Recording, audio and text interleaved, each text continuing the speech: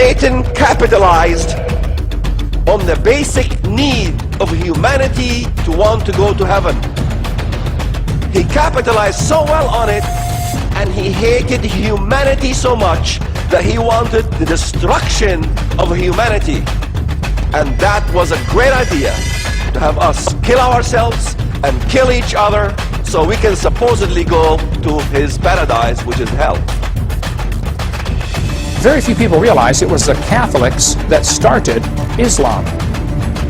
They started the whole religion purposely to try to get the Holy Land back for the Catholics. They built up the Islam, they funded Muhammad, they trained him, they sent a Catholic nun out of the monastery. They said, we want you to come out of your convent, go find a young promising Muslim, marry him, and train him to raise up an army of Arabs to go take back the Holy Land for the Mother Church. It started to work, but then it failed because Islam got so big, they said, well, forget you Catholics, we're doing what we want. And I don't think most Muslims, which is now, what, 10-20% of the world population, Islam, I don't think most of them know that they really started off as a front for the Catholic Church.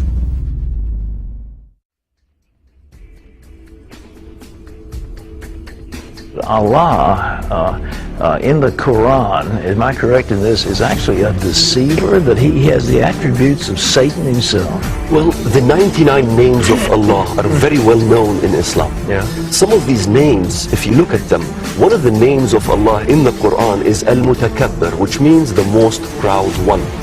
When I read the Bible as a Muslim, and I saw the most proud one in the Bible was Satan, or Al-Mumit, the one who causes death. And that's the problems where Muslims cannot see the truth from the Bible. But the one that they say is Allah is the most proud one? The most, we say Al-Mutakabbir, yeah. It's the Al, like the Elohim. Yeah. Al is the most proud one, so the most proud one is Allah. But that's really Satan. Exactly. And it's worse than that, because he's the one who causes death, Al-Mumit, Al-Makir, the great deceiver. Yes. This is the names of Allah in the Quran. In the Quran it says وَيَمْكُرُونَ وَيَمْكُرُ اللَّهُ وَاللَّهُ خَيْرُ الْمَاكِرِينَ. Allah is the greatest of all deceivers. So it is okay, that's why Islam has deception in war. That's why Islam offers hudna, or a peace treaty, to non-Muslims up to 10 years, but they must break the peace treaty somewhere. So a hudna is a treaty, it's actually not a peace treaty, it's a ceasefire. In Islam we're allowed to have a ceasefire for two reasons. First, reason number one, to gain concessions. Yes. Reason number two, to deceive the enemy and destroy them in the end. Ask the Muslims, how do you know how do you know Muhammad was a prophet? They'll say, well, he had a mole on his back. Holy moly. That's how you know he's a prophet, because he's got a mole on his back. I've got a mole on my back. Got one right here on my cheek. Man, I must be a double prophet. In one of the Muslim verses says, Muhammad asks the question, when I am dead and buried in the ground and go back to dust, is that all? What will happen to me? Muhammad himself had no clue if he was going to heaven. This verse in the Quran says, when he reached the setting of the sun, he found it set in a pond of murky water. Would that be scientifically accurate to say the sun sets in a pond of murky water? No. I would say the earth turns around and the sun, appears to go around the earth. This is not scientifically accurate. The Quran has loads of scientific errors. It's not a holy book. Allah commands any person who leaves Islam or encourages others to do so should be seized and slain. There are over 100 commands in the Quran to kill people who won't convert. Anybody that won't convert has to be killed. Islam is a religion where God requires you to send your son to die for him.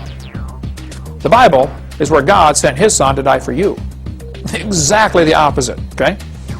If you study the history of Jerusalem and the problems with Islam, it's phenomenal. Keep in mind, they both come from the two sons of Abraham. Abraham, if he wouldn't have gone down into Egypt and got that Egyptian girl and had that one baby Ishmael, we wouldn't have this whole problem, because all the Arabs come from Ishmael. The last hour will not come before the Muslims fight the Jews and the Muslims kill them. That's their plan. The purest joy in Islam is to kill and be killed for Allah. After killing tens of thousands of non-Muslims in Iran, Ayatollah Khomeini said, "In Persia, no people have been killed so far, only beasts." Because he thought they're not Muslims, so they're not really people. Allah created Adam, making him 60 cubits tall, according to Baqarah, volume 4. That's 90 foot tall. I mean, you believe that? Adam was 90 feet tall? In the 3rd surah, verse 105, it says, "In the great and final redemption, only white faces shall be saved, all black faces will be condemned." In other words, you got to be white to go to heaven, to the Muslim heaven. In volume 1, it says, Abu reported, "When any of you wakes from sleep, he performs ablution. He must clean his nose 3 times. For the devil spends the night in the interior of the nose. Good Muslims will get up in the morning, suck water into their nose, and blow it back out 3 times. That's got to hurt. Why? Well, because the devil lives in your nose. While you're sleeping, the devil crawls in. That's what they teach.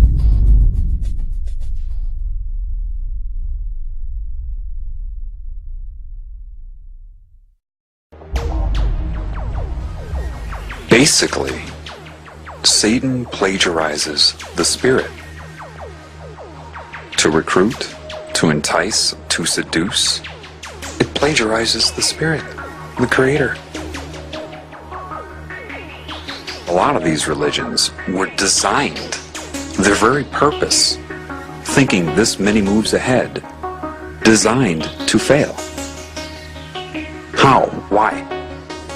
Well, if they steal the teachings of Christ, then point their fingers at themselves like they always do, expose the Babylonian symbolism, the satanic symbolism of the religions they created, they could do that in hopes to make you abandon all Christ's teachings as well, do you see? If you don't know that they stole those teachings, then you'll think that they created those teachings. They expose the deity as symbolism, and then everybody will have their big sigh of relief. Oh, we don't have to be good. We don't have to follow any of that.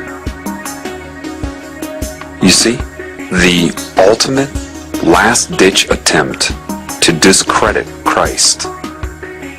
Why? That opens the door for the New World religion of sorcery, or Satanism, for the utopia. It has to be that, because there's no way these people doing what they're doing could have given the metaphors that Christ gave.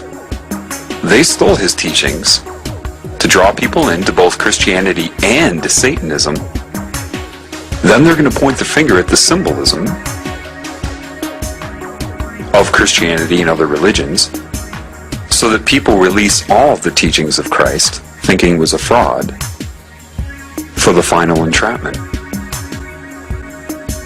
The primary foundation of what you are is love, and that's what they don't want you to know. And the easiest way to do that is to come in the name of love and slowly tear you away from it, redefine it, to ensnare you in the web.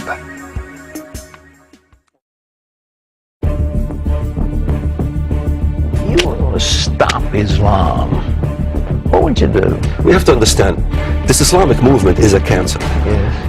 It is a cancer not only that will destroy itself, but it will also destroy us in the process.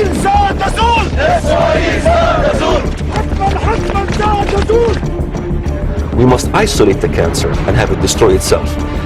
We have to get out of oil, because that's the only reason why we're so much involved in the Middle East, because of the oil interest. If we get out of oil, because oil is the wine that is causing the intoxication of the nations, and we're selling out of it.